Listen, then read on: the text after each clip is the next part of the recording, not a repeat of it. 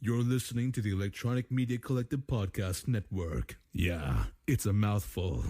For more great shows like the one you're about to enjoy, visit electronicmediacollective.com. And now, our feature presentation.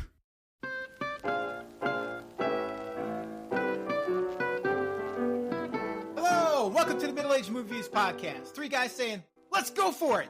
Let's do the whole freaking podcast. My name is Tim, and my podcasting partners are Middle Age Matt and Dungeon Master Rick. All right, Rick, tell us what we picked up from the PX to watch this evening.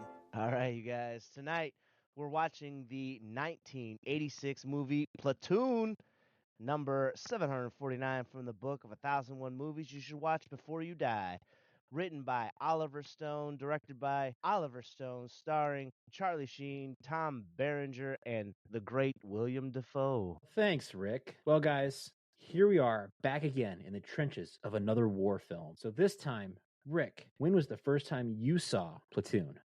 I don't even know, honestly, and I didn't even think about it until you just asked, which we've been doing this for over a year now.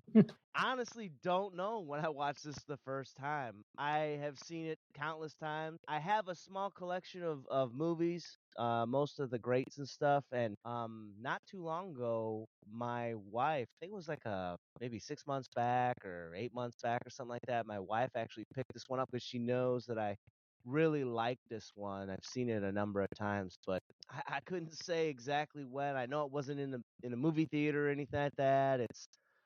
I probably first caught it on, like many of the movies that I've seen in the past, I probably first caught it on something like broadcast television, like USA or TNT or Up All Night or whatever, Okay. How about you, Tim? When was the first time you saw Platoon? This definitely had to fall under either a Blockbuster night or HBO. And I almost want to say HBO because that's where I got to see a lot of the mid to late 80s movies, because Blockbuster, I don't think Blockbuster movie rental is really just coming into its own, I think, around that time. So selections weren't always that great, and I wasn't mobile yet. I had no vehicle, so I was not always able to get to a video store unless my parents took me there. And I'm not maybe they might have let me rent this at that time. I'm not sure. But I would say either way, I either watched it, I'm guessing my father either rented it and I watched it with him, or I probably was over at one of my buddies' houses spending the night and we watched it on HBO during a Friday or Saturday night. Gotcha. Well, I'm going to be the outlier here, and it's going to surprise you guys, and I'm probably going to get emails from some of our listeners, but I have never seen this movie. I thought I had, but when I went to watch, I'm like, no, I have memories of all the other war films, like Apocalypse Now and The Shining, or not Shining. The Shining, man. Full Metal Jacket. Yeah. But I could not remember watching this movie. This one's so good, man. I can't believe you missed this one. It's a mind blower, man. That's a mind blower. Yeah, it's like, well, yeah, I've never seen this movie before, so it's fresh eyes. It's a fresh take on this film for me. And I think wasn't Hamburger Hill about the same time this came out? There was like 3 major Vietnam movies that came out during this time. I think it was like Hamburger Hill, this one, and I can't remember what the other one was. A year later, Full Metal Jacket comes out. So Full Metal Jacket was 87. This was 86. Yeah, so Full Metal Jacket. I think Hamburger Hill was 86 as well. Okay. Yeah. So I'd never seen Hamburger Hill. Was that one pretty good? It's decent. Yeah, it's not bad. It's a Clint Eastwood one. Okay. So I would recommend going to watch it. And this one's actually kind of interesting because if you watch this one first, where this one ends is kind of where Full Metal Jacket picks up. Mm-hmm. Yeah, Hamburger Hill was 1987. So you're right in that area. Oh, look at that. So. The gray matter did not let me down tonight. Now, did you see the other two, but not this one? Well, obviously I've seen Full Metal Jacket several times. Right. But Hamburger Hill, I don't know. I think that might be another one that I haven't seen. Oh, man. Everybody's coming to my house. We're going to watch Hamburger Hill. Well, Tim, now that we've kind of gone over some of the Vietnam War movies that we've seen and haven't seen, what do you have for us tonight as our resident drill sergeant? What are you commanding for this synopsis? All right, Matthew. Tonight, I would like you to read the synopsis as one of the letters that Charlie Sheen's character, Chris Taylor, writes his grandmother. All right. Let's see what I can do for you. Grandma, somebody once wrote, hell is the impossibility of reason. That's what this place feels like. Hell. I hate it. Since I dropped out of college to join the army and fight in Vietnam, I struggle to maintain not only my strength, but my sanity. When I first got here, nobody even cared about me. They didn't even want to know my name. I had to get shot before they would even acknowledge me as a member of the platoon. The worst part is, I'm caught between two leaders, the battle-hardened Staff Sergeant Robert Barnes and the easygoing Sergeant Elias Groden. You see, Grandma, we have been seeing a lot of action, and the stress of constant combat and death is taking its toll on the men. There was an altercation during the interrogation of a NVA village, and in the heat of the moment, Barnes killed an unarmed villager. It's getting harder to know what's right and what's wrong anymore. The morale of the men is low. Now there's a civil war in the platoon. Half the men with Elias, half with Barnes. There's a lot of suspicion and hate. I can't believe we're fighting each other when we should be fighting VC. I have to go now, Grandma. They're sending us out on another patrol. Only this time, I fear, I'll be fighting two battles. One with the enemy and one with the men in my own platoon. Chris.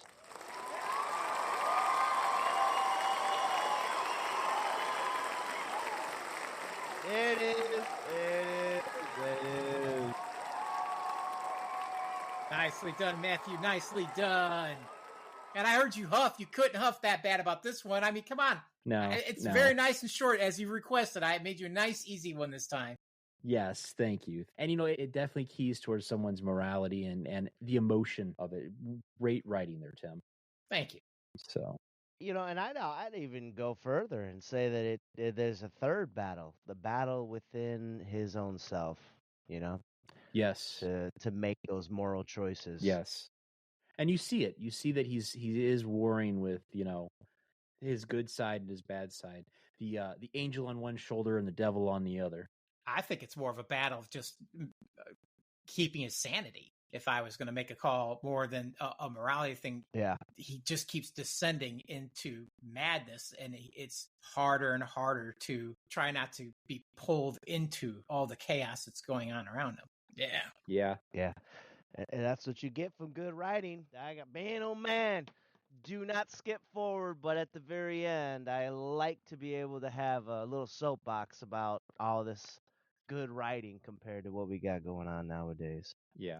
And let's talk a little bit about Oliver Stone. I mean, this movie is loosely based on his experiences, and I think that it's phenomenal that he's able to tap into what he experienced and put it on film, just to kind of maybe help exorcise some of the demons in his own soul from being over there in Vietnam.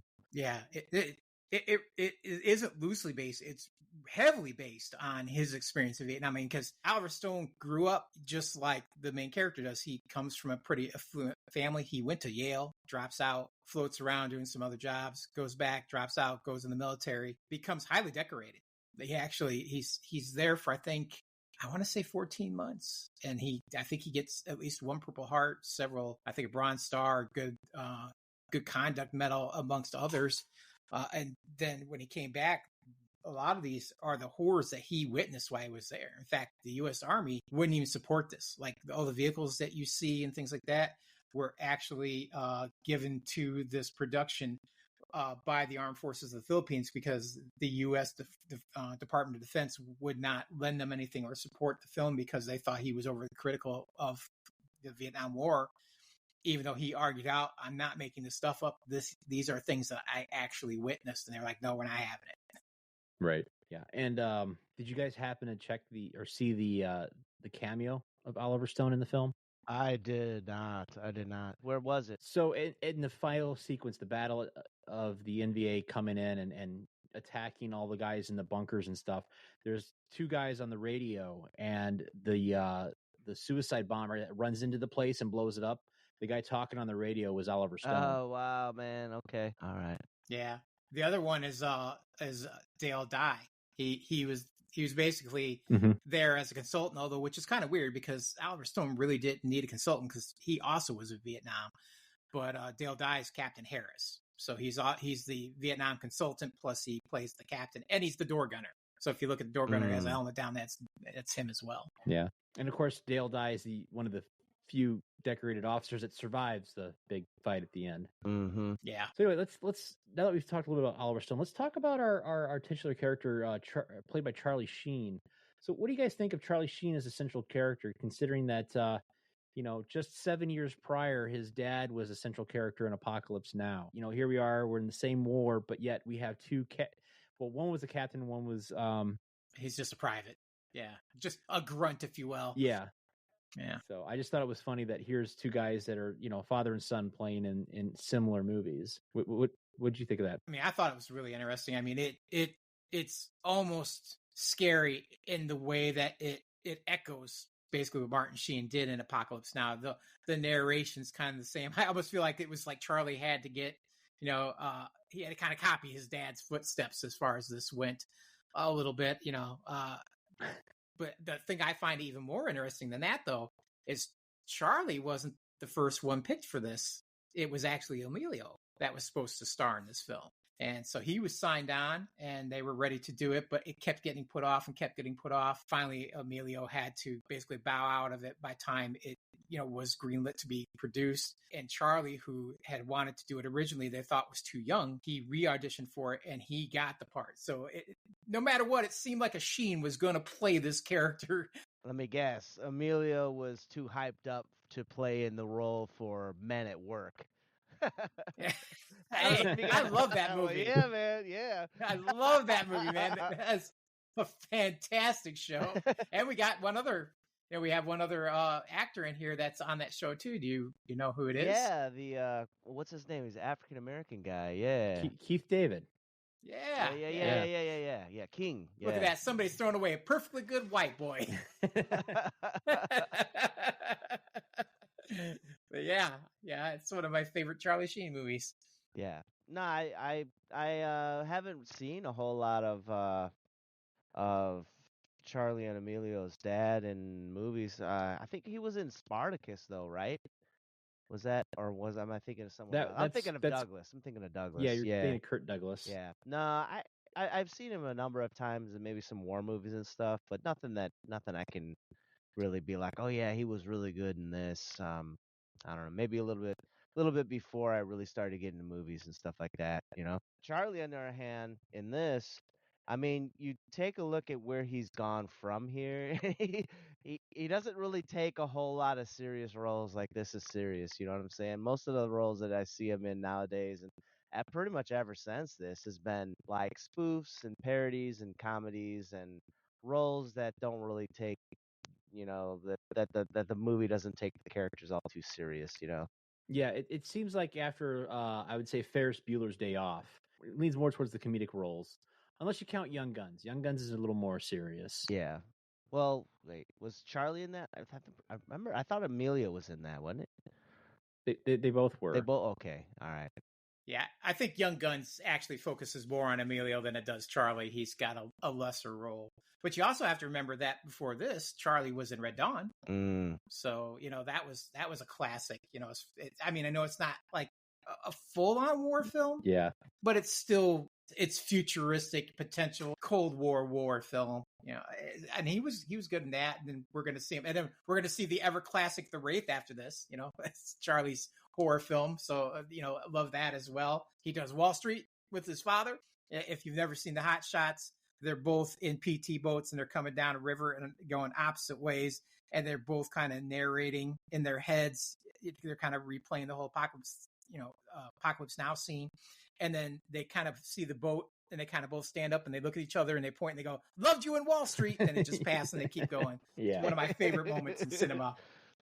Well, there's one other actor I wanted to mention before we dive into the story, and of course that's Willem Dafoe, and he plays our kind of more heroic, morally sound Sergeant Elias, and I thought there was a funny comment in there where one of the guys says to the other sergeant, he says, that Sergeant Elias, it seems like he's like Jesus. And I couldn't help but laugh because literally after he's done shooting this, he goes off to make another movie playing Jesus in Last Temptation of Christ. Yeah. Yeah. So I just thought, well, is this like a wink and a nod, a little shoulder elbow to the audience? Well, what's also interesting is that Oliver Stone actually cast them counter to their normal typecast. So if you think about it, Berenger mostly plays good guys, while Defoe had primarily played, villains up to this point, and he, switched them out to great effect. Yeah. I think they both got Oscar nominations, so it worked out really well. Yeah. Yeah, they did real good. Yeah, and you bring up Berenger, and I gotta say he steals the show as the bad guy in this movie. Yeah, he's hardcore. Yeah, I mean, yeah, man, he's definitely channeling I would say he's almost channeling like an evil Rambo, or even just an evil John Wayne. He's got the scars on his face, and he just looks menacing. Yeah. And on top of that, you could see that his soul has just become blackened by the war. Yeah, and there are times when you see him contemplate the situation, and I think that kind of lends credence to what you just said, because he doesn't. I think he's past the point where he reflects on it and is thinking of the humanity. I think he's just past that point to where when he's reflecting on the things that happened, like that one scene with the inside that bunker that blows up. Afterwards, he's contemplating, and Chris, Charlie Sheen's character, kind of gives him a kind of like a look, like, what is he kind of considering, and you might think at first that he's considering, like, why and how and all this stuff, but I think he's just at that point, at least at this point in his tenure in Nam, he's just like, in that calm before the storm type of rage. Well, and Charlie Sheen was actually on a podcast, and he attributed the intensity of Berenger's role as Barnes was the direct result of a really bitter divorce that he had gone through just prior to filming this film. So he just channeled all the anger from that into this character. Wow. Yeah.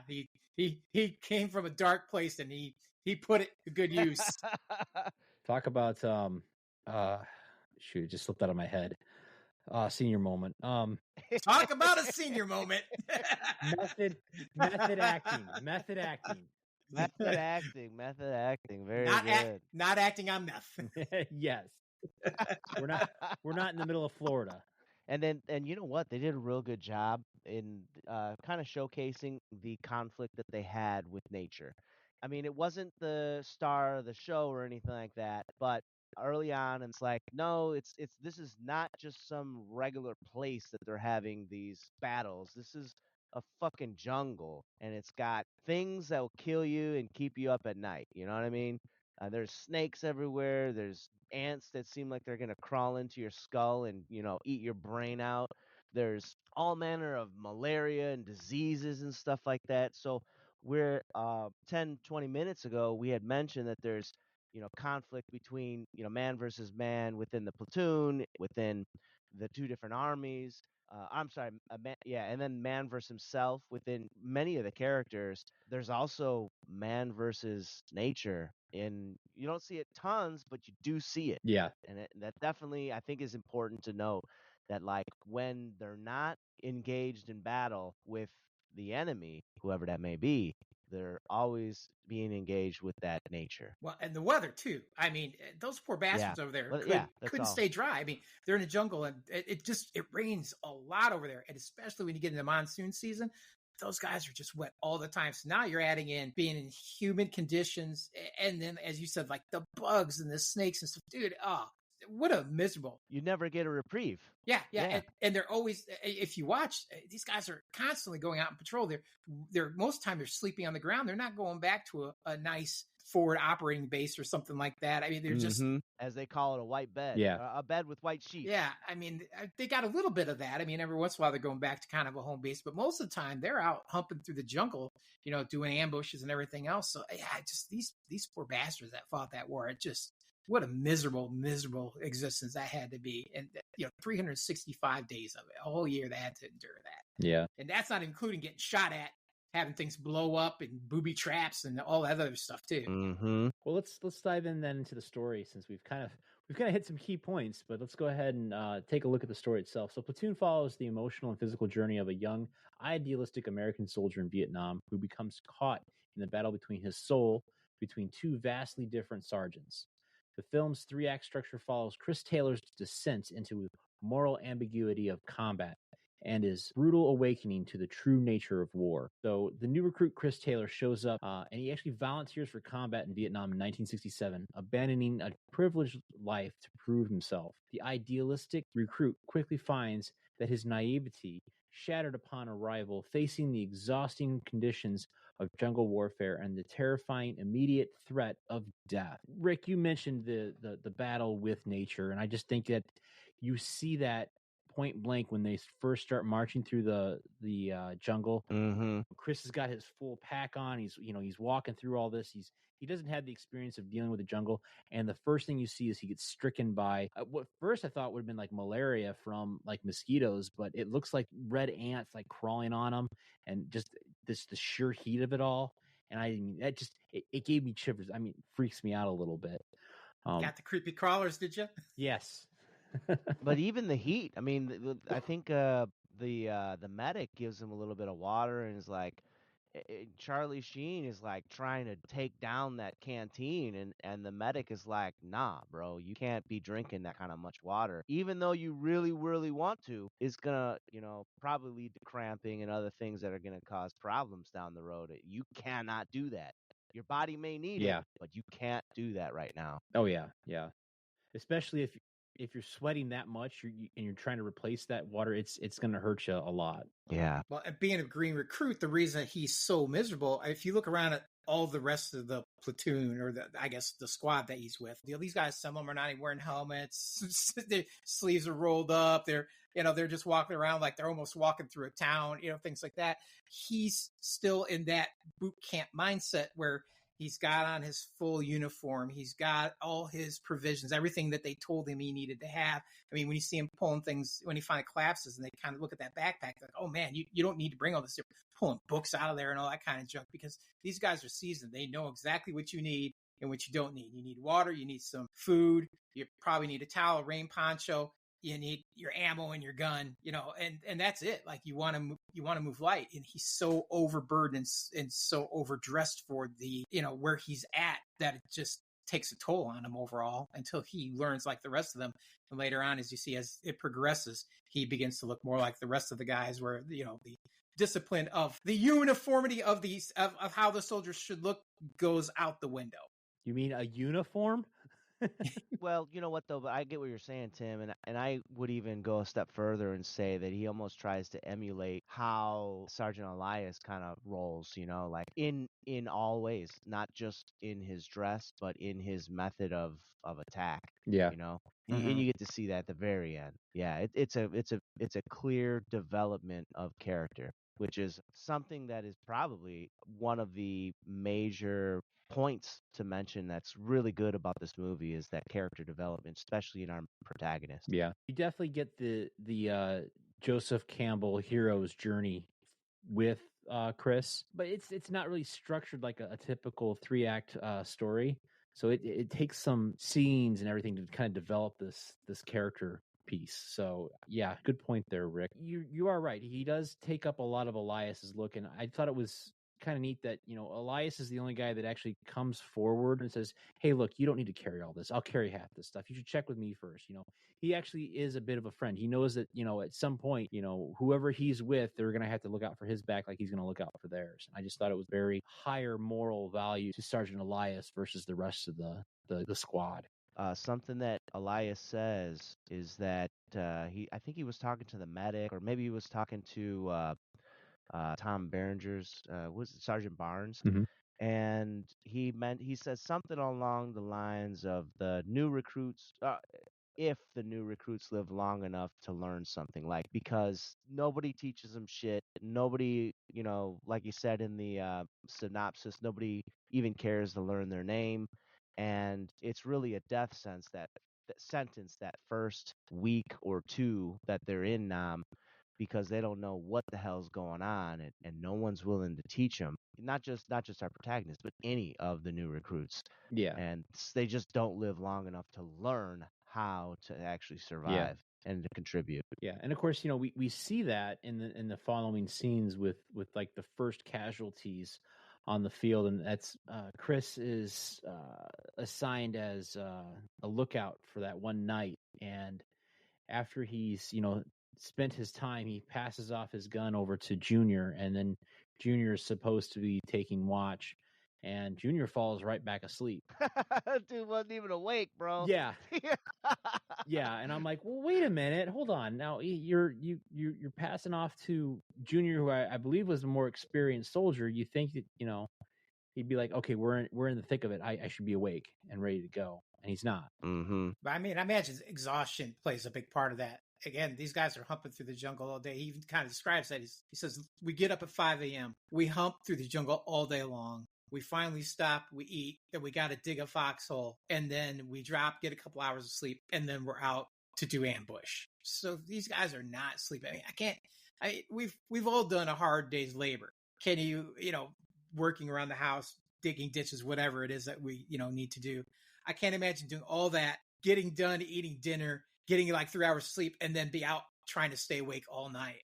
And I mean, you would think that the fear of running into the enemy would keep you awake, but eventually even that is going to numb itself because you're always in a perpetual state of fear, and you're just going to let your guard down, either through sheer exhaustion or through the repetitiveness of the action, and it just finally kind of dulls itself, and the survival instinct kind of goes away a little bit, I guess. Okay. I don't know how else to describe it, but you know what I'm saying? Yeah, and I think this was one of the moments right before this scene they talked about, like, yo, man, we were just on ambush or something like that. And so, yeah, I mean, I'm sure Junior was back to back to back to back, like, weeks on end doing the same old shit, So, yeah, I definitely agree with that, Tim.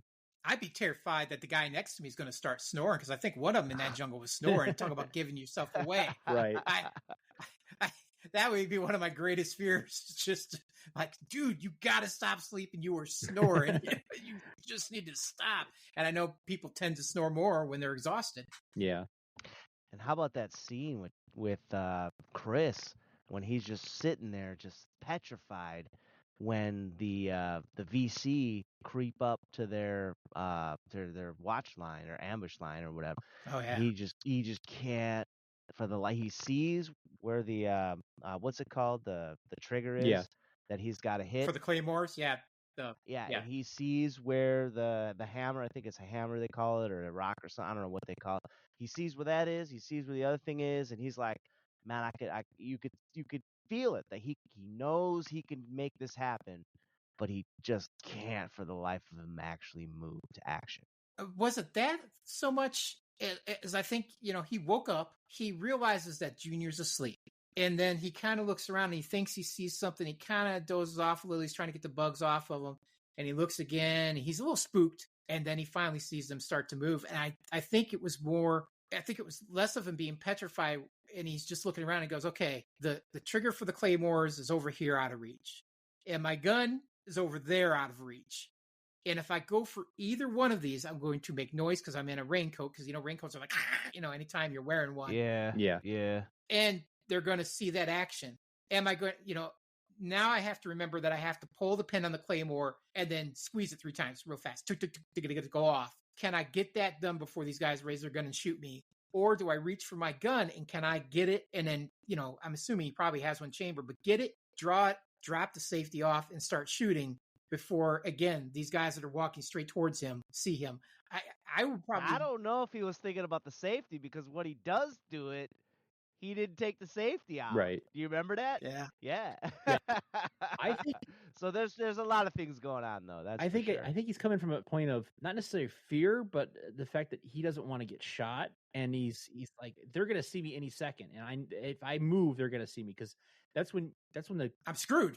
Yeah, when they start moving, that's when the viewer of the film sees them, and you don't see that helmet until after it starts to move, and it's like, okay, so yeah, you can't see anything in the jungle. Well, and you can't call out to your buddies because that'll give you away, and they're not close enough to where you can kick or hit one of them. So I almost think I would have sat there too, because there is a chance. I mean, I know they're kind of walking your way. They may turn, or they may not see you at all, because it depends with the moonlight. You're in the jungle. Even with moonlight, they're usually pretty dense. So there's a good chance maybe they won't see you, even if they get right up on top of you. But again, not only is it, his life that's at stake, but if they see him, they're just going to start shooting all over the place. And a lot of guys are going to, take it too. So yeah, it was really a damned if you do, damned if you don't scenario. And I don't know if there was a right or wrong move at that point. Yeah. Part of the thing might have helped him at the time too. He had that towel over his face, so that was kind of help preventing the moonlight from catching his eyes or his teeth or something like that. So I just thought that, okay, yeah, I can understand not moving because you don't want to get your attention drawn to you. He does manage to get off some rounds. He does do the claymore, and we see the firefight erupt. And Taylor takes one to the neck area, and he's down. And he, of course, gets blamed for all the casualties that occur, when really it was Junior's fault, because Junior was supposed to be awake. Yeah, I don't think what Junior said really convinced either of the two sergeants. I think the sergeants pretty well knew. Even though when Barnes was, lecturing or disciplining or whatever you want to call it, he kind of put his more of his attention towards Chris. You could tell that he was like, yeah, Junior, it was your fucking fault. Because at the end, he's like, yeah, Junior, you're carrying Gardner. Yeah. You don't know if you guys saw, but he fucking stood up for some reason. There's a firefight, he just like stood up. It's like, yeah, that's probably not a good idea, man. Well, that was the other green guy. Yeah. He didn't make it the week for sure, the 2 weeks or whatever it is. And then the other poor bastard, one of the guys, and I can't remember which one it was, but he popped that phosphorus grenade, went to throw it, and it went backwards, and it hit that other guy. So that guy took that phosphorus hit, so it was like friendly fire in that one.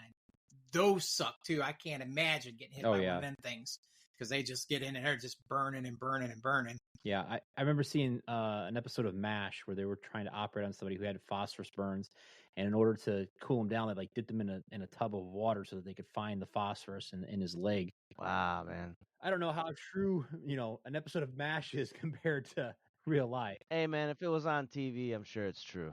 I think it was one of those, if I remember right, in MASH, not you say it, and again, I don't know if it's true, but I think it had embedded itself in, and it gotten into the meaty part, and if they exposed it to the air, it would like start up again or something. So yeah, that's why they did what they did. Yeah. I don't know if that's true or not. I guess I'd have to look into that, but sure. It sounds like good TV science. Yeah. Taylor's wounded, so he gets shipped off to recover. What was it that Forrest Whitaker said? White sheets and 3 weeks of 3 meals, three squares a day, or 3 meals a day, and white sheets. Yeah.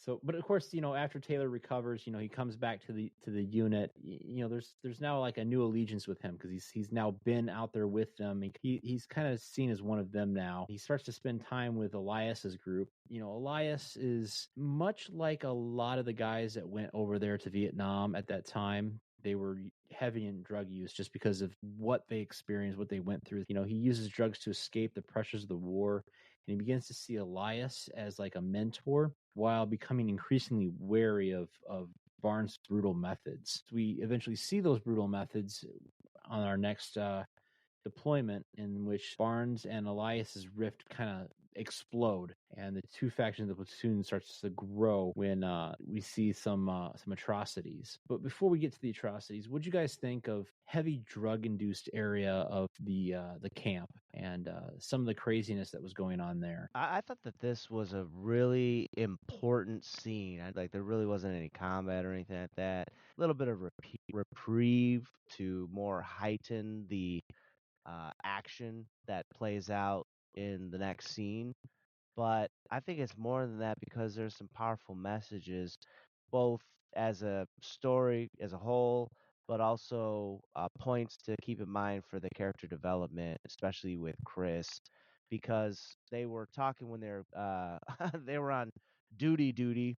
They were they were pulling out those drums of shit, literally, and they were talking about like how long you got or whatever, and Chris was like, because he'd only been in there for a few weeks, I think he said something like he needs to go for another 322 days or something like that. And then they had asked like, okay, well, why are you even here? And he talks about how he was going to college, and I think he even mentioned he had a decent life or something like that, and he decided that he wanted to do something. And he used the line of something along the meaning of poor always have to fight. Why is it the rich kids always are never really going to be fighting the war? So he said that, he felt like it was his duty as someone of the, upper class to actually represent, Yeah. And I really do think that that line was very specifically put in because if you really take a look throughout history, that is the case. It's not just Vietnam. It's not, any war it's every single war that unfortunately the rich and powerful are the ones who are getting nations into wars and conflicts and stuff like that. And it's typically those who have none, i.e., the poor and working classes, that are the ones who are going to actually be in the trenches to fight it. Well, the other thing too is they actually mentioned the conspiracy that there was chemicals in the grass. You know what I'm saying? It was they showed the Elias group, and then they cut to the tent that had Barnes's crew. Where they're all Right. drinking beers and stuff. And Junior and I don't remember the character's name. The one who would wear the helmet that had the tail on the Kevin back. Dillon's character. Yeah, Kevin Dillon's character. That was no tail, sir. That was a scalp. Alrighty, a scalp it was. But yeah, they were talking about the chemicals inside the grass, and man, was so much more. I actually recently was watching this documentary about how the chemical companies like Monsanto and stuff had for years been using glyphosate, or actually it was a derivative. Glyphosate is a derivative of this more powerful chemical that was used on different type of grasses and crops and stuff. And people who were using it were just dying like left and right and getting like all sorts of like cancerous tumors and stuff. And they were given a contract actually deploy some of these agents onto the jungle to kind of like remove the foliage of the jungle to be able Okay. for the war effort. The problem is that glyphosate is not something you want, like as a human being or pretty much any organism. That stuff will kill you. So that form of glyphosate is well known now by the name of Agent Orange. Okay. Yeah, so even though in the movie they talked it like it was some sort of conspiracy theory, that was a conspiracy. It wasn't a theory. That shit was really happening. They were really putting chemicals in to the jungle, and I imagine some of the drugs that they were smoking Came from the also jungle. came from the jungle. Yeah. Yeah, you're not wrong on that, Rick, because I actually knew a guy that was in Vietnam. He was definitely thick into where they were spreading Agent Orange, and it completely decimated his body. When I met him, he was in a wheelchair at a veterans home. He had no function over his body anymore. He said the Agent Orange just completely wrecked him, and he couldn't walk, he couldn't get out of the chair on his own.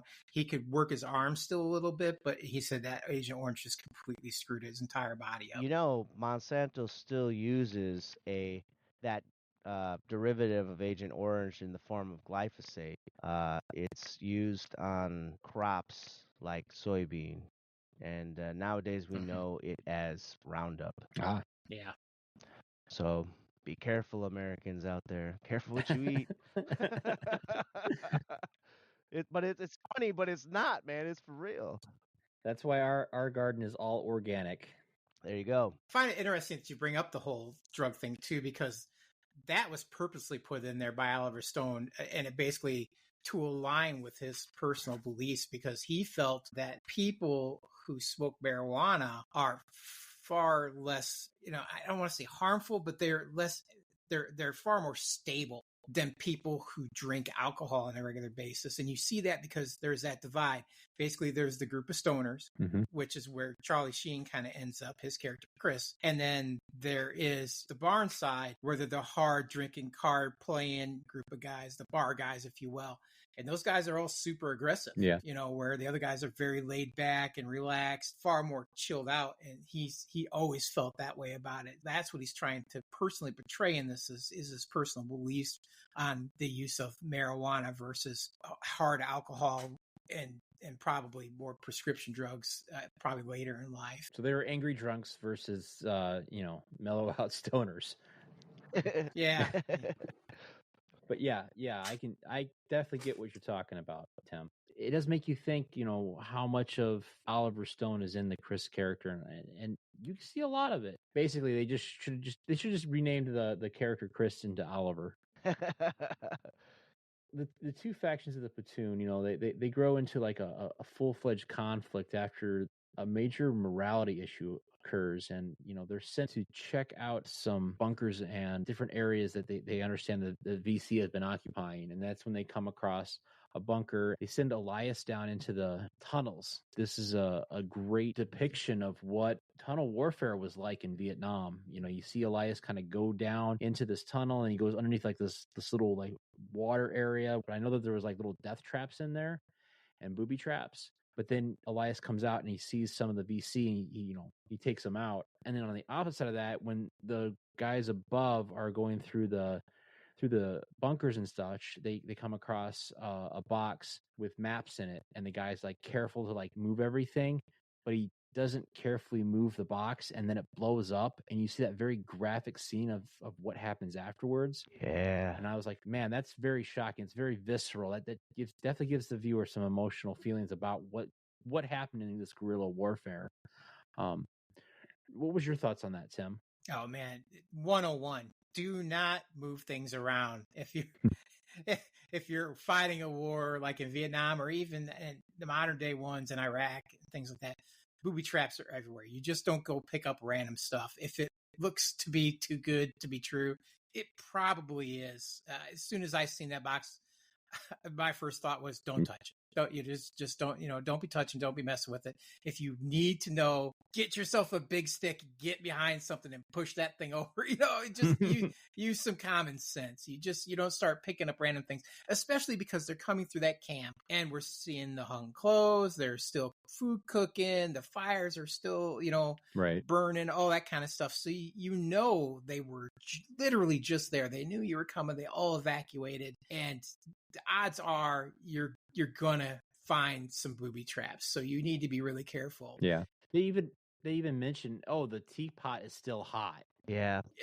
Yeah. So if you're coming into a scenario like that, you should be super wary and super careful. And I agree with you that when William Dafoe goes down into the tunnels, that's something we'll probably never get a lot of because I think it's just so hard to shoot. But if you study that, man, that's unnerving. That whole tunnel rat thing, because they had guys that's what they did, and they usually carried pistols, shotguns, and they went down into those tunnels, and it could get real hairy. Some of the traps, like you were mentioning, Matt, that are down in those tunnels, and just the things that are waiting for you, and you just never know where you're going to go. You're in the dark, and it's one of those, if I need my light to see, but if I have my light to see, then I'm giving away my positions. So it's real hairy, where the Viet Cong, they've got it all mapped out. They know, you run so far down here, then you go over the bamboo stick pit down below that's tipped with poo and things like that.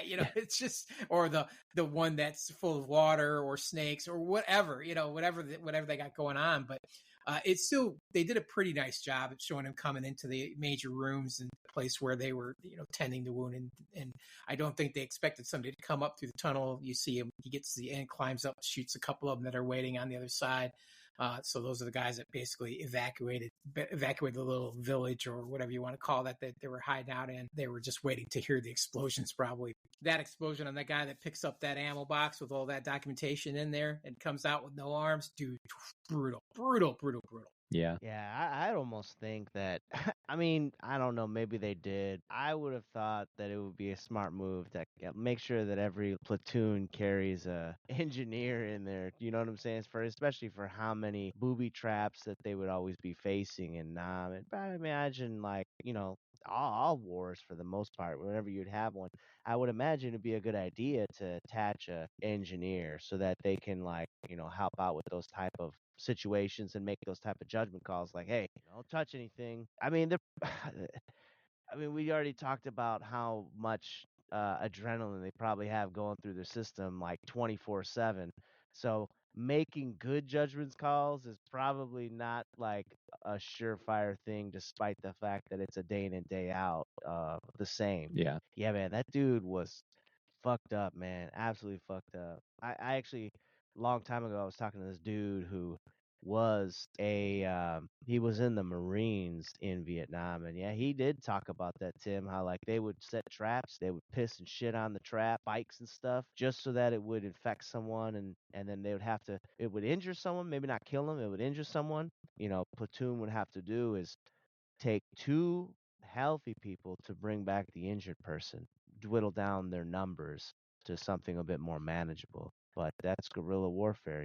Yeah. Yeah. Well, and I think to your point, I think modern day warfare, they do have engineers, but it's a lot different. As I said, 101, don't touch a damn thing. And that's what those guys were told. You go into buildings, you don't touch anything, you clear them out, you wait till you secure the area, then the engineers will come through and they'll start checking everything. And you're not touching any of that stuff. You are not taking any trophies home. You're not grabbing any kind of coinage. There's no looting for fear that it will kill you, But I think in Vietnam, the difference is unlike Iraq and other, wars that we've fought, there's a front. Yeah. You come in, you fight a battle, you secure a location, then the group comes in behind you, the engineers and stuff, to check it out, to secure the area, get rid of all the booby traps, the minefields, all that kind of stuff, and you move forward to keep pressing the front. Vietnam was, we're going to fight for this muddy hill or this tiny little village hut over here, and we're going to kill the enemy, and then we're going to leave. And then we're going to come back tomorrow when the enemy comes back, and we're going to do it all over again in vain. And they never really had a front a lot of times. Mm-hmm. So there was no ability for them to have these engineers come in after the fact. These aren't even easily areas that you can secure. No, yeah, and I think those tunnels, some of them ran nearly the length of the entire fucking country. Yeah. That you couldn't have a front because you secure this hill, but one of those tunnels goes behind your lines. Mm-hmm. You know? It was such a different war in the way that it was fought. Again, they're like, let's get in, let's kill everybody, and let's just get the hell out of here before something bad happens to us. So I think it forced their hand a lot of times to be like, oh, look, here's a bunch of, intel. We should take this. Again, get behind something, get a big stick, push. Yeah. That's how you handle that. Yeah. Then they get the command that they need to move from that position to go secure a village. And as they're looking around for the rest of their crew, they find that one of their guys is missing, poor Manny. And they finally find him just outside of the encampment. And of course, he's been laid to waste. He's strung up, he's got his neck cut. You can see that the VC got him. And that kind of heightens everybody that, Barnes's group is definitely angry. I mean, they are like full-fledged. They're ready to just cut down everybody. And we see, like Tim had mentioned, the two different aspects of the groups. You got beer drinkers and the Hellraisers, and you have the guys that are like kind of moral ambiguity, but yet they still have a code. They go into the village, and Barnes is just ready to lay waste to everybody. I mean, he winds up shooting the woman that is the wife to the village chief, and he threatens to kill their daughter. They've brutalized a guy who only had one leg, winds up like one eye too. Yeah, smashing the butt of their guns into him. I mean, it's just brutal what happens to this area where they're non-combatants. Shine a light into what happened in Vietnam at this time, and just your guys' opinions on what we see here. Well, I think what really sets them off is not only do they find their guy and he's strung up, but there's a piece of paper on him. And they don't really explain this well, but what that piece of paper is it's a South Vietnam safe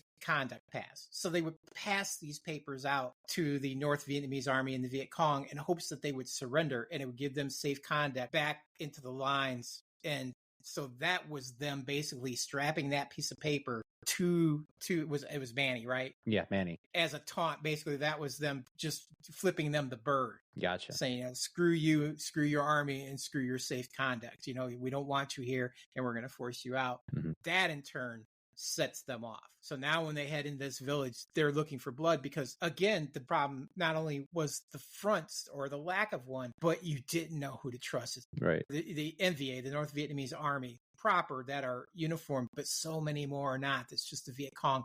They're just wearing as they called it, the black pajamas or whatever. You can't tell who's the enemy and who's not. You know, they have suicide bombers all the time. They're strapping them on the kids, women, whatever, you know, doing all kinds of stuff. So you don't know who to trust. So when you get into a village and you find guns like that, and a lot of times the Viet Cong would come in and they would force these poor villagers, like, you know, look, you are going to keep these guns here for us. You are going to, you know, farm your farm, but you're going to keep most of the food for us, and we're going to bring more for you to store. And when we come back, we expect it to be here so that we have it. So they would make these forced staging grounds for the military because they're always on the move all the time. When our guys would get there, all they understood was these people are helping the Viet Cong and the North Vietnamese army. Therefore, they must be conspirators, you know, and so we should have no mercy on them. And no matter what those villagers are going to say to Barnes, it's not going to matter. Right. If we take a look at guerrilla warfare in the past, before this, say like in the Civil War, when the South was, both the North and the South were using guerrilla warfare tactics, but it was the North who actually was like, all right, forget it. We ain't entertaining this no more. And they got real dirty. And that's what guerrilla warfare invites. Nobody wins. Guerrilla warfare is very ugly. And when you're doing it, if you're doing it to the other side, and the other side's like, all right, we're done with this, you're inviting them to say the famous words, all's fair in love and war. Right. And then all of a sudden the gloves are off. And that means your entire civilian population are now considered the enemy. Yeah. And that is the danger of inviting the tactic of guerrilla war to your strategy. I'm not justifying that any of those type of actions is going to be right, because war is bad in general, but that is the natural consequence. That is what's going to happen, whether it be something that is a directive from central command, or if it's just something that happens like we see here on screen in a natural human condition. Like this is just what happened, you know? People got on edge and they're sick and tired of not knowing who to trust. Yeah. And now everyone's the enemy, especially when they find a body, and then they find weapons, and then they find enough rice to feed the entire, VCA. It's like, okay, yeah, I think that's a license to kill at that point. At least that's what they're thinking. Right. It's a license to kill, and that we could do no wrong at this point. And I think that's what Barnes's crew was kind of thinking, and not thinking of the humanity aspect of it. Yeah, it's definitely a scene that it shows them slipping further into madness and just the feeling of, they're in a bad situation. It's just dehumanizing them. I mean, you could only be subjected to so much before you become numb, and it doesn't matter anymore. I'm sure it was no different for our troops at the end of World War II when they were finding all those Nazi death camps too. Yeah. I mean, there was a certain point where it was like, you know what?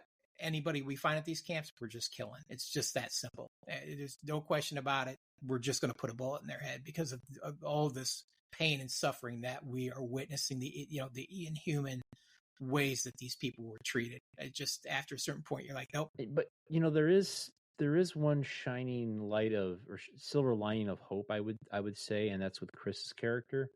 After he goes to that dark spot and basically tortures the guy with one leg, he then I would almost say kind of redeems his character in the fact that he saves those girls that are being raped by the other soldiers. It's an interesting take on the story where he finally he snaps, but then he comes to. He realizes that, hey, you know what?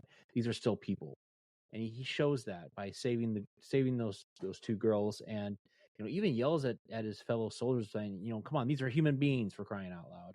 I feel like it was what Bunny did that pulled him back off the edge of the cliff, because he was right there with him, and then Bunny just kicked it up to 11, man. And he's just starts smashing that guy's head with that shotgun. He's like, oh man, I've never seen his skull come apart like that. I've never seen a brain like that before.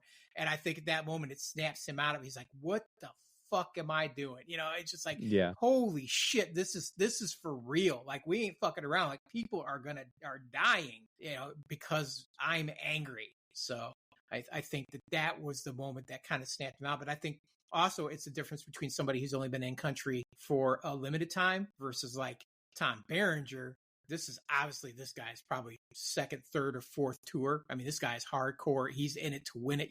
This is right. This is what he does. And so he's dark into it. I think the Bunny character, I don't know how long that guy's been there. He's probably been there for this is his first tour, but he's just not right in the head. That guy's just, he's like, I like it here. I told the priest, I like it here. Nobody messes with you. You get to do whatever you want.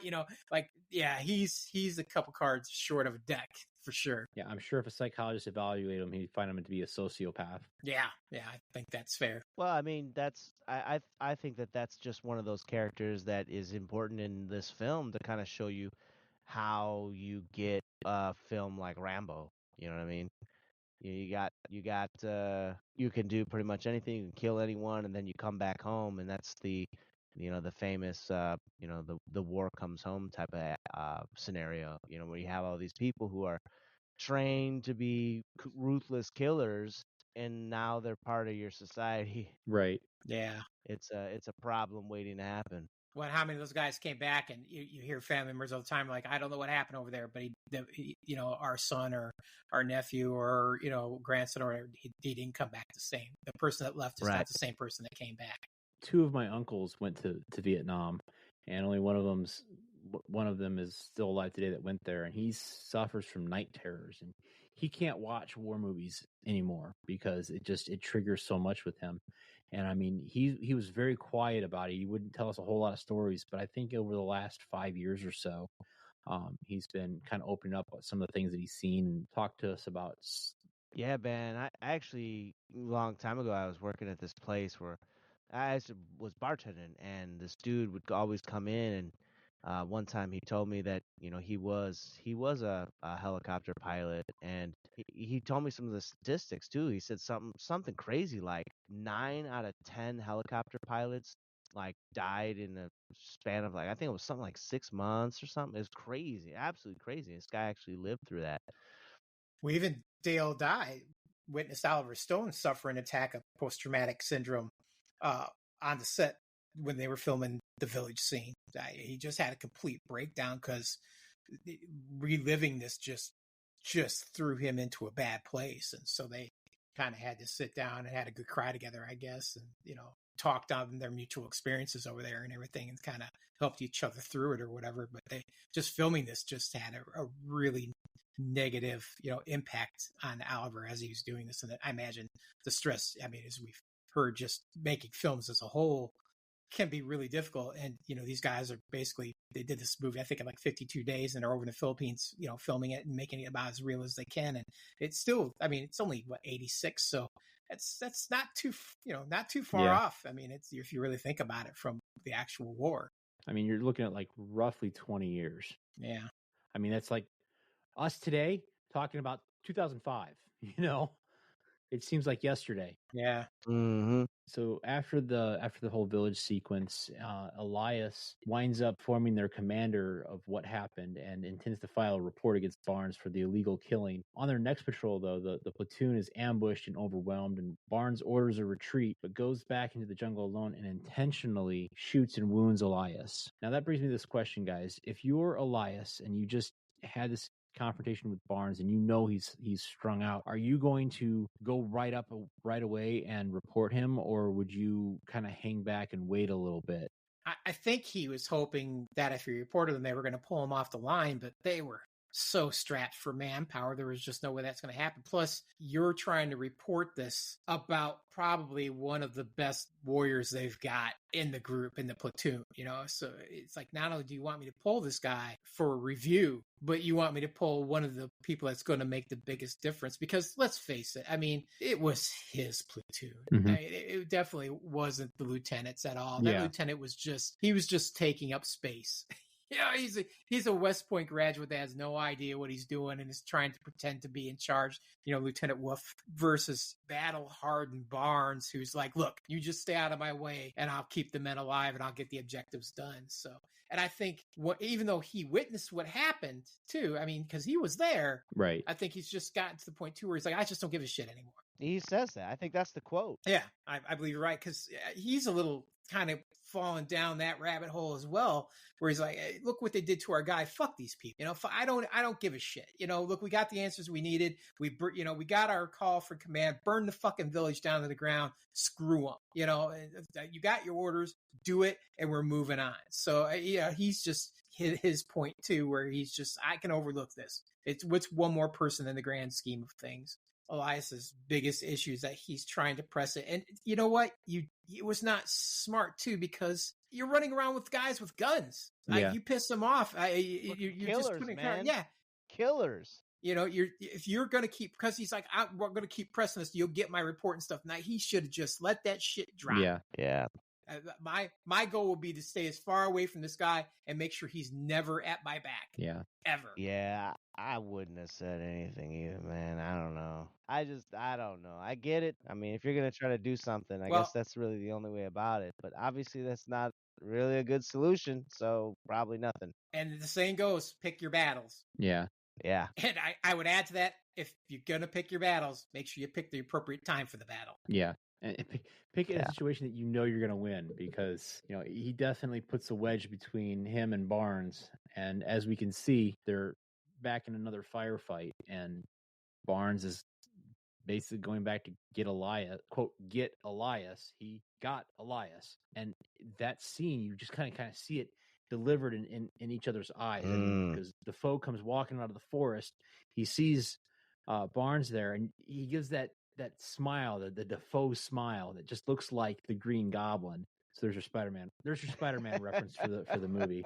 Well, it was the thank God it's you and not a Vietnamese. You know, I think was what that smile was. Yeah. And then he's like, yeah. And then you can see it in Barnes' eyes, is that he just kind of shifts and goes, okay, I know I could take him out. And he shoots him. If Barnes was smart, he would have walked over there and checked, but he didn't before, you know, turning tail and heading out. And that's, of course, when he runs into Chris and basically outright lies to Chris, says, yeah, he's dead, you know, without even checking. And how cool that fight scene was. I think this was probably, for me, one of the coolest fight scenes that we had throughout the whole movie. Maybe rivaling that last one, but I like this one a lot, especially because you had Chris. Actually, you see his evolution really happen here. Mhm. He was, up to this point, kind of like behind the scenes, not really doing too much, following orders and stuff. But when this happens, he like straight up shifts into like hero mode, man. He's like going from, cover to cover, trying to help out, trying to do things. He's killing dudes. Mhm. And then he like he brings back I can't remember who he brought back. Was it Forrest Whitaker's character? I don't remember who he brought back. He brought someone back to the church, and then he went with Sergeant Elias, and all these dudes, they're just like straight up like just moving around. They didn't carry pretty much anything with them besides the shirt on their back, guns and ammo. That's it. That's like all they had. Yeah. And they're like warriors, man. Like these dudes are straight up warriors, especially Sergeant Elias, man. Oh my God, that guy's straight up running gun. You see how many he killed? Like this dude was single-handedly taken out. I mean, it was amazing. It was such a good scene. I was just like, dang, man, this dude is a warrior, you know? That coupled with the betrayal, I think it really hurt. It really hits hard. Yeah. Because you're like, dude, this guy has got some serious skill. You did mention this battle. It's kind of cool that we see a progression with the battles too, because when we start off, we get that little one where Chris gets hurt, but after that they keep getting bigger and bigger. They mounting to something, which is of course at the end of the movie. The quiet moments, it adds more to the storytelling because of these larger battles that we keep getting leveled up to take a gamer's point of view. Mm-hmm. Any thoughts on Elias's death, Tim? Oh, I mean, it's incredible scene. It's an incredibly powerful scene. Mm-hmm. It's the cover of almost every copy of a DVD, VHS, Blu-ray, whatever it is. I mean, it's him on his knees with his arms up in the air. It's one of those scenes you don't forget. I think the only sad part is that Chris, he knew something was up. Even though Elias didn't believe that Behringer would do something, Chris was like, no, this dude's something's going to go wrong here, And when Behringer told him he was dead, I thought for sure Chris was going to go double check, and he didn't. And I think that was sad. But I can also see where it's like, well, I don't want to go charging towards the end. If this guy's dead, just to be like, yep, okay, he's dead. So, well, I mean, to be fair, it was a half truth. Well, yeah. He thought that he was dead, and he knew that there were swarming VC. and there were swarms of EC. So Right. it wasn't a complete lie. Yeah, I think you're right. And I think that kind of beat Chris up a lot more than anyone else who felt the pain and loss of Sergeant Elias. Right. Well, because he idolized Elias. Elias was like his mentor. Yeah. Yeah.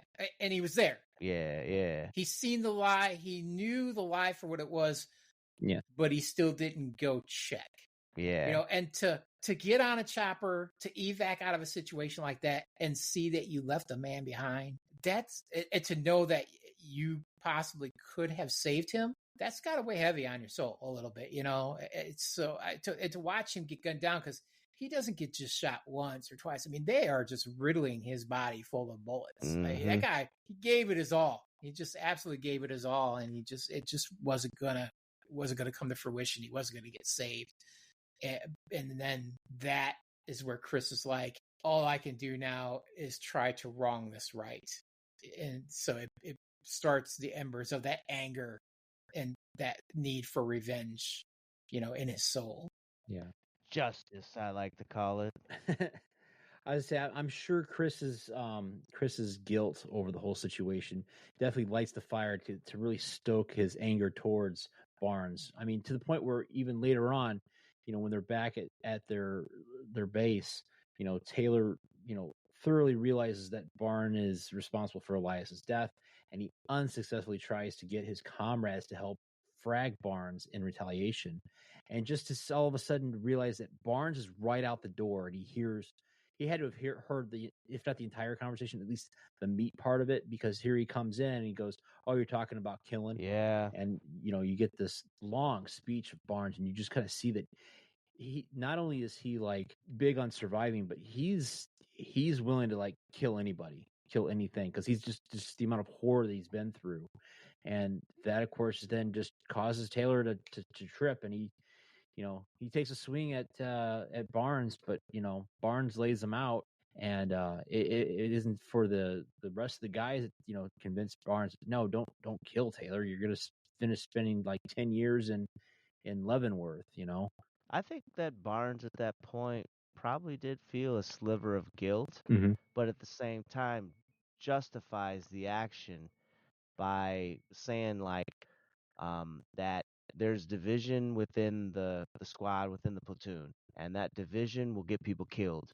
So I think to some extent, I think he was justifying his action, despite the fact I think deep down probably knew that it wasn't right. Right.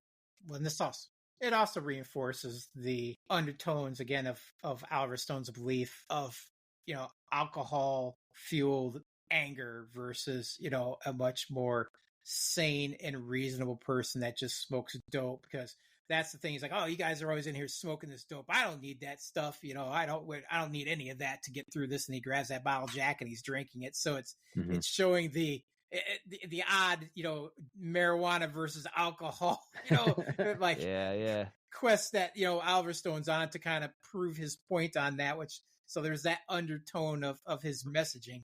But yeah, it's just an interesting scene. I don't know, man.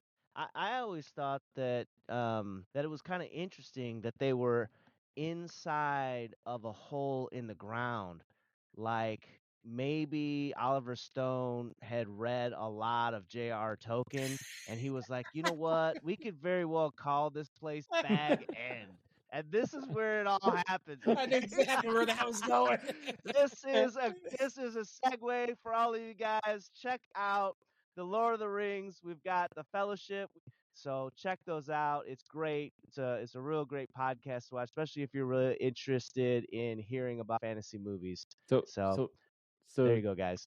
Elias is actually Bilbo. Is that what you're saying? They're all sitting around smoking Toby. Yes, old Toby. He stood up clearly during one part and said, "Welcome to Bag End." Grab a pipe. You don't remember that scene? So yeah, good podcast. Listen in, watch on YouTube, all that good stuff. Well, of course, after this confrontation, we then lead up to basically I would say the final battle of the movie, like a Helms Deep kind of battle, We're just gonna keep rolling with this, aren't we? That was the last one. Honest, that's the last one. All right. Don't forget, everybody, like and subscribe.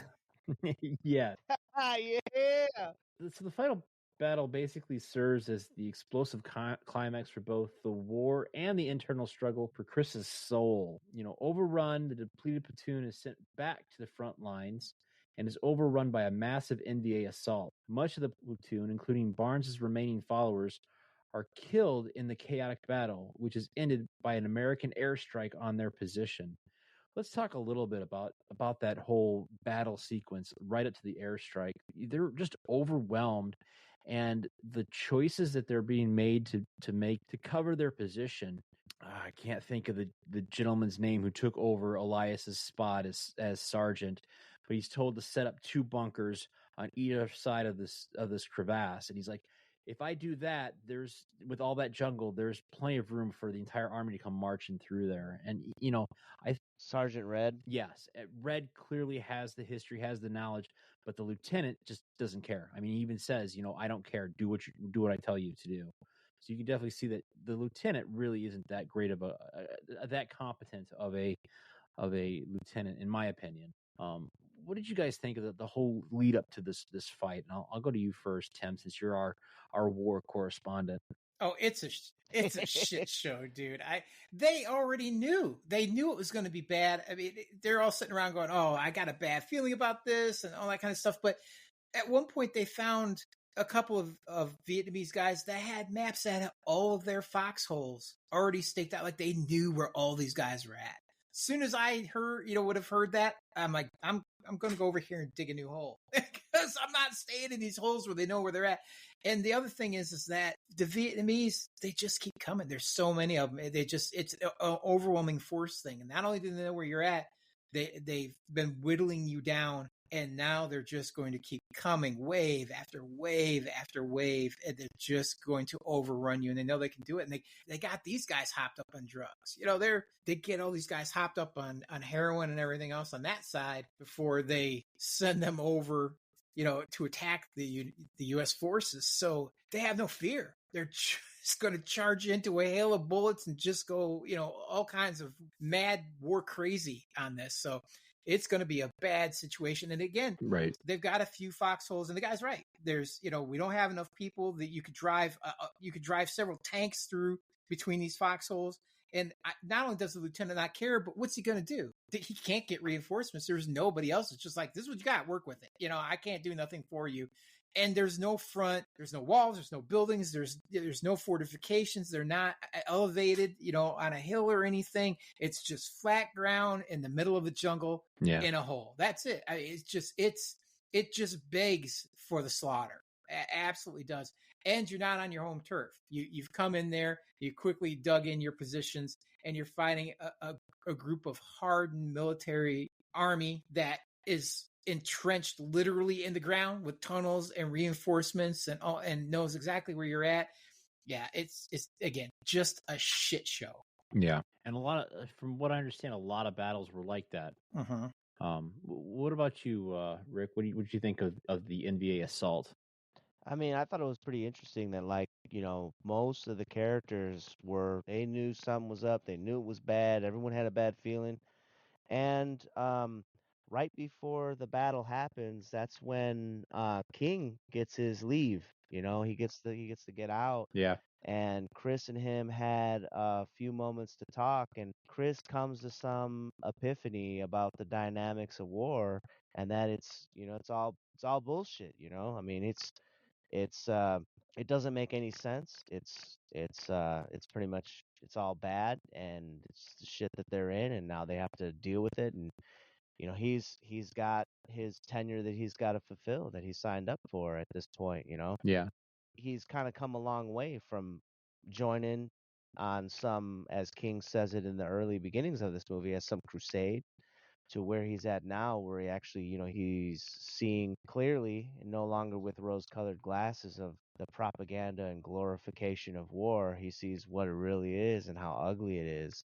And I think that is one of the messages here, that while there's a lot of propaganda around war, and it's not something good, though. It's bad. It's all bad. Yeah. Yeah, the truth is it's a horrible and ugly and gruesome thing that just doesn't make sense. And when it comes to the battle, again, Chris, man, he's developed his instincts, he's developed his fighting skills, and he just absolutely goes ham. He knows when to hold him and when to fold him.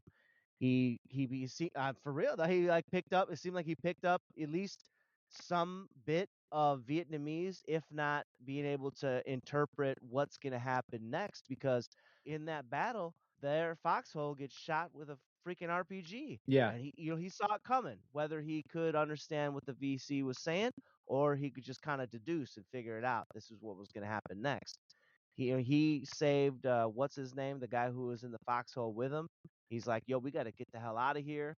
And then when it got blown up, went back right back in.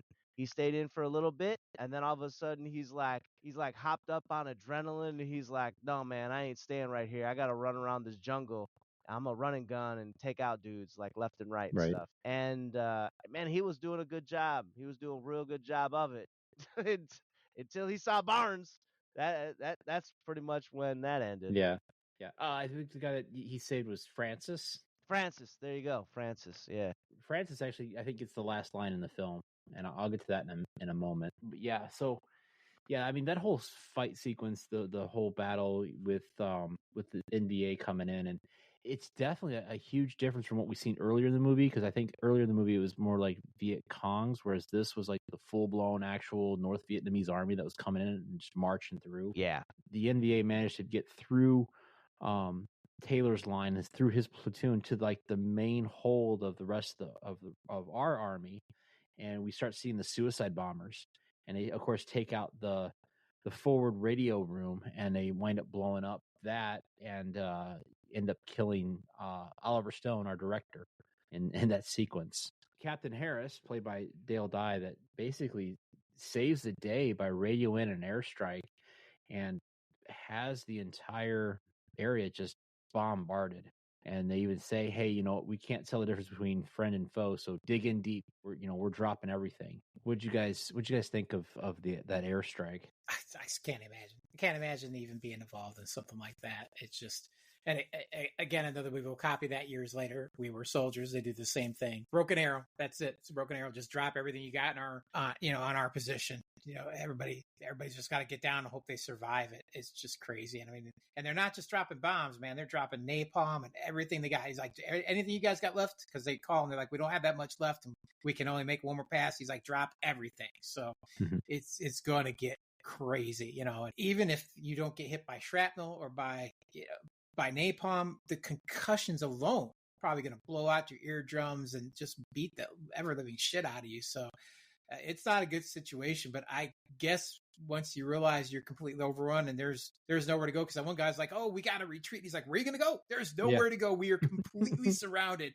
All you can do is stand and fight. I mean, that's it. That's all these guys have left, is just try to, get into a circle and just keep them out, and it's just, they weren't going to win. If they didn't do that, they were going to die. So it's better to try to chance that, I think, than just die at the hands of of several thousand angry Vietnamese. Yeah. And, after that whole situation, we come to, and it's like the next morning, and we see Taylor basically dazed and wounded, and he regains his consciousness. And we find that the battlefield is just littered with corpses of Vietnamese, of our soldiers, and he spots a seriously wounded Barnes crawling away, and Barnes, knowing his fate is sealed, challenges Taylor to kill him, and Taylor, of course, complies and shoots Barnes dead and avenges Elias. In my opinion, it felt good to see justice prevail over the death of Elias, but another part of me is like, just convinced that this is just further showing the downfall of poor Taylor's soul, having to take a fellow soldier's life. What do you guys think of this whole scene? Yeah, I think that's a good way to put it. You even see his remorse on the helicopter ride back, whether it was the remorse specifically due to his actions regarding Barnes or his actions as a whole out here killing other human beings. I think that he kind of knew that it was probably going to happen, like I think, like we had mentioned, he's kind of beating himself up that he didn't go help out Elias when he may have been able to. And I think it's kind of like one of those things that he probably felt like he had to do, especially because the situation it was delivered to him on a silver platter. Right. You know, I think in the heat of the moment that night before, I don't think that was what his intentions would have been. I think at that point they were still allies in the heat of combat, and because Barnes seemed like he was about to kill him, Barnes looked like he was literally going to kill Yeah. Chris right before that bomb dropped. I think if he was on the fence, I think that put him over the fence in the morning. Upon reflecting about it for just a half a moment, be like, look, this dude was straight up gonna kill me the night before in the heat of battle when we had plenty of other people to kill, plenty of other enemies. Not knowing that he was, gonna get helicoptered out of there, I think it was, just another reason why he knew he had to do it, despite the fact that I don't think that he wanted to. Right. What about you, Tim? What are your thoughts on the demise of Barnes? And I kind of thought about it. And the moment before the bombs drop and you got Barnes over Chris, I think he's in full on bloodlust at that point. I'm not even sure he realized it was Chris. But even with that said, Chris has already called him out on killing Elias. He's attacked him. He's made himself a target too, and he's already knows that Barnes killed Elias because they disagree. Even if I thought the guy might not have been, totally 100% there in the throes of warfare, bloodlust. Yeah. I don't think I'm going to take that chance, especially with that look, that camera shot. That's a money shot there. That, the eyes glowing red and he's over the top of him, getting ready to just smash in his skull. And, he got the bombs dropping behind him. I mean, that is 100% money shot right there. Oliver Stone nails it. But yeah, I wake up the next morning. I'm not going to take that chance that guy's still alive, and he's treating him like shit. Even then, he's like, go get me a medic. Come on, go get me a medic. And he's like, and he looks at him. I think he throws a boy in there. Yeah. And then he's like, he has that same dawning moment that Elias has. He's like, oh shit, I think this guy's going to shoot me. I don't think he has the balls though. And he's like, go ahead, shoot me. And the one thing that Charlie Sheen did right that Barnes didn't, and I should say this, but I'm going to, he picked up an AK. Mm-hmm. Because if there's any question that somebody's like, I seen Barnes alive and then he's dead, and I think that, Chris did it, simply if they do an autopsy, they're going to find AK rounds in him and not AR rounds, which are going to have distinctly different holes, even if there's not a round in him. Right. Because AR rounds are very small, fast rounds. They're like a 22 bullet with a massive amount of gunpowder behind them. An AK round is the kind of round you shoot that, will chop a tree down because it's just a big freaking round. So that's what makes that gun a little more unruly than the ARs. So there will be no question that supposedly he was shot by the enemy. Right. I'm probably thinking far too much into it. I don't know if Chris was really planning that out. I think it was just that was the gun that was convenient for him to pick up. But in retrospect, from my perspective, I'm like, well, at least if there's any question, they can be like, oh no, look, he was shot by an enemy gun. So there's no way that Chris did this. He didn't come after him or whatever because he was threatening to do it. Right. And people heard him. So it kind of will absolve him of that. Good point, Tim. And I did notice that he was holding an AK-47 instead of his standard issue AR. So yeah, I kind of had a little bit of that thought too. Like, oh, hey, if it comes back, in a court martial or something, he was clearly shot with an enemy round. So yeah. Now after that sequence, we kind of go around. We see the different people that have survived the war or survived the battle, and we go back to Francis. And I don't know if you guys caught it or not, but you notice that Francis, if he comes out of the pit, and he kind of looks around, he pulls his knife out, and he ends up I think he stabs himself. Did I imagine that, or did that did happen? Yes. No, he definitely, he did that for sure. No, he knew because he survived, and he, because he hid under that body the whole night, and then, or no, he didn't. I'm sorry, that was the other guy. But he knew he survived, and he's unscathed. But he's been wounded once before, so there is a rule in the military that if you were shot twice and you get a Purple Heart or whatever, that's it. You get to go home. Unless you decide to stay in country, that's your ticket home. So he's kind of like, well, shit, nobody's looking. And he just put that knife in his leg because now I'm wounded. Right. And I'm going to get to go home because unless somebody can tell that it's not a bayonet hit. And, they're pretty good at picking that stuff up, just like the whole, I can't walk because I've got trench foot. No, you've been spraying your feet with mosquito repellent. Like the doctors are pretty good at that kind of stuff. Yeah. Yeah, like Junior. So the doctors are pretty good at telling the difference between, what kind of wounds you sustained by the weapons because they're patching people up all the time. But he might get away with it. And so that's what he's saying. He's like, we're both, what do we call it? Like tours or seconders or something like that. Yeah. Which means we've both been hit twice. So we're both going home. That's it. We're done. Two-timers. Yeah. Yeah. And that's when we see both of them loaded up on the helicopter. And then we kind of get the voiceover monologue of Taylor as he reflects on what he's learned. He laments about the battle for his soul between Barnes and Elias, and that will stay with him. Does leave with a newfound understanding of the dual nature of man and a sense of purpose. And I think that kind of reflects what Rick had said earlier about, man versus nature, man versus himself. It's definitely portrayed here with Taylor and his last few moments of this voiceover monologue. Rick, do you have any comments onto that? I mean, something that I did mention in my notes on watching this early on actually is that I really did like and appreciate the journalistic narration that we have here through the eyes of Chris. I thought that was really good that we get to hear the internal monologue of our protagonist and to kind of get a little bit more intimate with how he views on a more personal level the things that are happening to him and with him within this battle, within all the battles in the war in general. I think that was very, very good, and I think it adds to the storytelling as well as the character development, especially when you consider that the journaling is heavy in the beginning and it gets to a point throughout the film where it's right before this battle. He's talking to King before King finds out, he gets his leave. King's like, yo, don't you have a grandma or parents or something like that? And at that point, Chris is like, no. It's like, I don't have anyone. Like there's no one.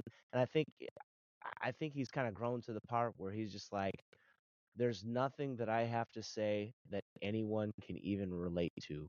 So it's not worth even saying. Right, yeah. That's solid. Yeah, that's a real solid observation. The way Oliver Stone conveys in the story how a lot of these soldiers were writing home, and at certain points they just kind of stopped writing just because of what they had witnessed. And I think that's very poignant in this whole movie. Right. Here it is. The movie is 1 hour and 53 minutes, and we've just covered it. Is it worth taking that hour and 53 minutes off your death clock? I'll go to you first, Rick. What do you think? Is it? All right, so I do have a final thought. Some of the things I probably said, it might be a repeat, but I'll say it all. Platoon is a fantastic Vietnam War movie, carries powerful messages on what's important in life and how to conduct it. It's a story about war, its atrocities, its ugliness, and how through it and learning about it delves into the importance of enjoying the richness of life as well as presenting itself as a cautionary tale against those who would glorify it. Personally, I think some of the most powerful lessons in here are those signifying the fact that all throughout history, even extending into the current age, the rich and powerful use war as a means to attain their goals at the expense of the poor. With that being said, it's a definite watch. Gotcha. All right. Well, I do want to point out, I like how you almost reference Ozzy Osbourne and War Pigs. So if I was giving out any points today, I'd give you a little extra. So, all right. What about you, Tim, as our war correspondent? How does Platoon rank for you on their death clock? It's an absolute watch. There's no doubt about it. This movie, what it does, I think, for the first time really well, is that it truly shows the horror of war. Because a lot of times war movies are very patriotic. and a little bit sterilized to make the good guys look good and they're doing all the right things. And, they don't really focus on the grunts, the men that are on the ground fighting these dirty, horrible wars in horrible conditions under really stressful situations that can, again, break your morality and break your soul. So I think Oliver Stone captured that like no other director to this point. And I think it's what makes this movie so absolutely powerful. It's a great story too. And it stems from his experiences over there. He gathered up all the letters that he wrote to his family, went through them, and just kept paring this down to write this movie, to try to bring the most realistic version of Vietnam that he could to the screen. Now, granted, we're seeing the worst in the soldiers in this. Now, this is not how it all went. Not every soldier was like this. This wasn't the mainstay of our military there. It was a very small, isolated, incidents where these atrocities, this magnitude happened, but they did happen. And he actually witnessed some of them. So he's like, I got to tell the world about this. They need to know that this happened. Unfortunately, it overshadows all the good soldiers that were in Vietnam and the good situations and the good things. I don't want to say that necessarily happened, but the good things that the soldiers did there, for the people. It wasn't always just burning down their villages and doing horrible things to them. But I still think it was a message that needed to happen. And I think it brought it to the forefront to people in a way that no other film had to this point. So yes, it's an absolute watch. Plus, like I said, it's just a great story overall anyway. It's not just a message.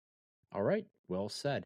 Going into this review, I was a soft no because, I've seen several different Vietnam War movies, but I think after sitting here and talking about it with you guys, I think it's changed my vote. I think I'm leaning more towards you guys. I'm going to go from a soft no to a definite yes. Yeah, I agree with you. I do think it's worth taking time off your death clock, just not only to kind of delve into the Vietnam War and what it was like for certain soldiers, but it also kind of shows, as Tim had said, the grunts. It also shows you like more of a diverse cast than like a Full Metal Jacket, because you had a few characters in there that were of a different color, but in here you've got a mixed bag of guys in this unit, in this platoon, and you get to see different backgrounds and how they interacted with each other.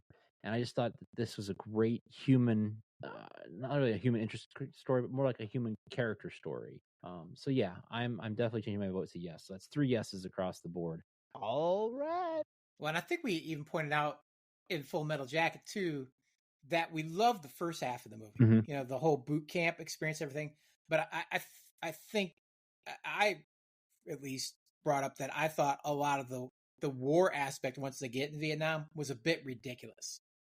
There was just a lot of stupidity that was filmed in that I didn't seem very realistic to me. Where this one, there's no question. This is how it would be. There's no doubt in my mind that the way it's portrayed here is a lot of what happened over there. Gotcha. I think would make an awesome movie is if you took the first half of Full Metal Jacket and then once they leave boot camp, just stop the movie there and put on Platoon. Yeah. Yeah. And then just change the character's name from Chris to Joker, and you're set. Hey Tim, have you noticed how long our episodes seem to go when we record? Yeah, Matt. Of course, I have. I'm I'm one of the freaking editors, so yeah. Yeah, I know. I mean, we both have to deal with all the ums and the you-knows and the audio leveling. Don't get me started on Joey's long diatribes about bad horror movies. Hey, those are well thought out opinions. Okay. This is a 30-second ad. All right, Matt, what is your point? Well, there's this really cool service out there called podedit.com where they will edit the podcast for you. Imagine you not having to spend hours listening to your own voice only to determine that it just doesn't flow right. The team at PodEdit will spend their time and energy bringing you a high-quality production edit. All right. where can we get more info on this service, Matthew? Well, it's right there in the name, podedit.com. If you love the podcast, but you don't always have time to edit, then check them out at podedit.com. And hey, tell them that Ma'am sent you for a special 25% discount on your first 6 episodes. Guys, really, Lloyd Kaufman is a freaking genius. Feedback. So, yes, we have had feedback on YouTube and Spotify. Thank you, folks, for giving us that feedback. We love hearing from you, so please leave us as much feedback as you want. We'd like to know what you think of the show. You can email our show at manreviewpodcast@gmail.com, and you can have your email read right here on the show. Or, like I said, leave a comment at YouTube or Spotify, and hopefully we'll get back to you on those comments. So, gentlemen, now that we've covered Platoon, what else have you been watching, or what is worth mentioning here on the show? And you know what? I'm going to go over to you first, Rick, because you tend to have these really long titles.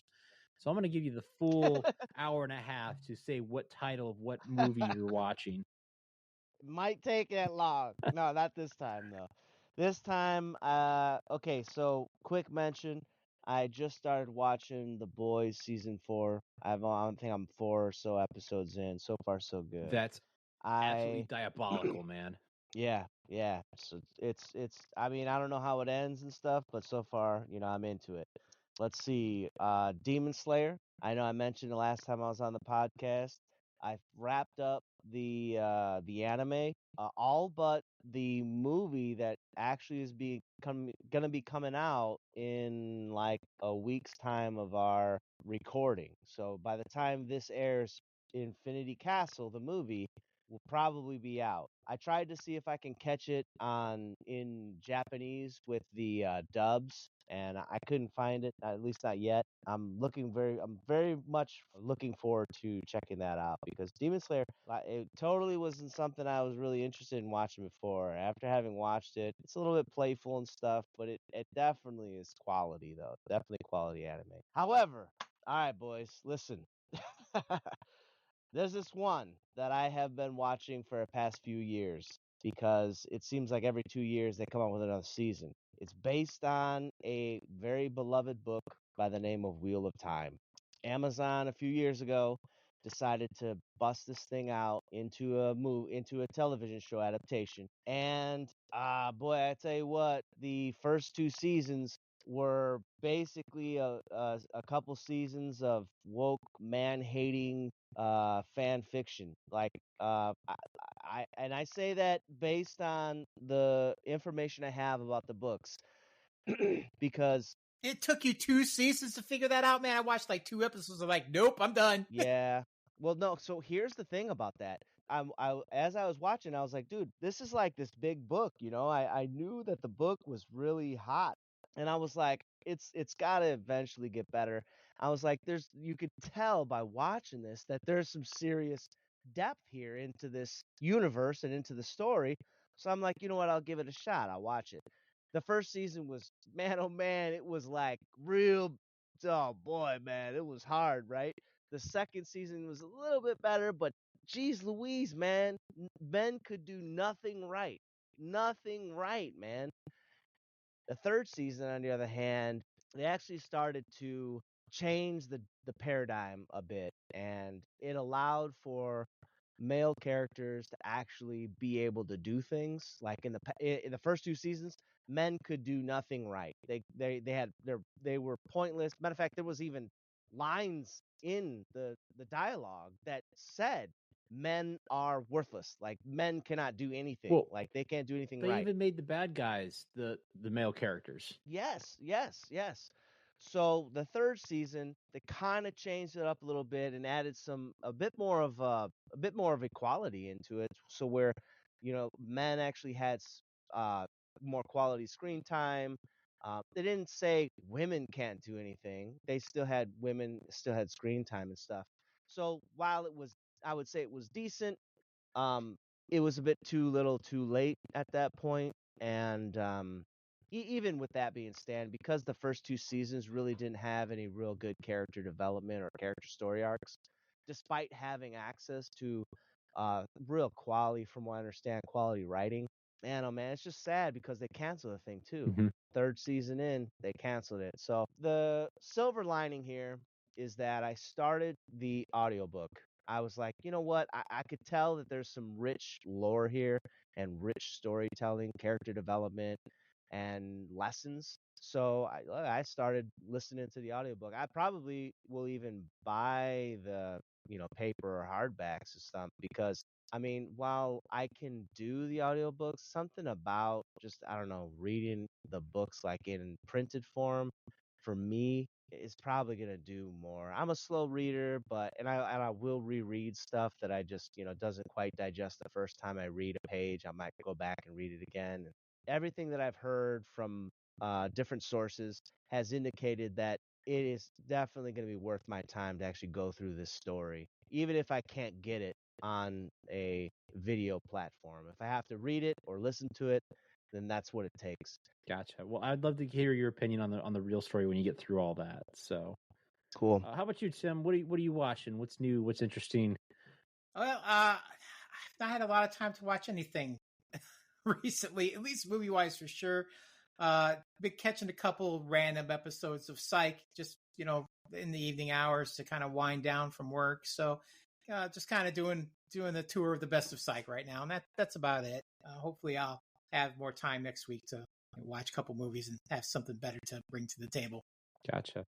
Well, like you, I've been a little busy. I haven't had much chance to watch anything recently, but I do want to point out something I started watching a couple weeks back. I haven't mentioned it much lately because I was wanting to finish it off first. But on Netflix, there's a TV. It's an anime, or at least a kind of anime.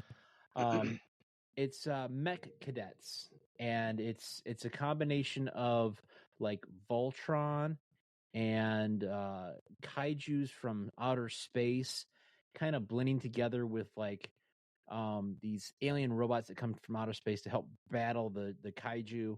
And there's this group of kids that wind up bonding with these robots, and there's a whole military force that's out there to support the robots, and they're called the Mech Cadets, the main heroes. And it's actually based off of a comic book I heard about several years ago that I've been wanting to check out. So I figured I'd watch the show first, and I was watching it with both my kids, and my son really loves it. My daughter, not so much. She was more looking at her phone when we were watching it. But it's a really fun story. It centers around a character named Yu, and he's actually a janitor that wants to become a Mech Cadet. And just yesterday, I was at my local comic shop, and I came across the book that inspired the series called Mech Cadet Yu. So I'll be reading that after I finish the series.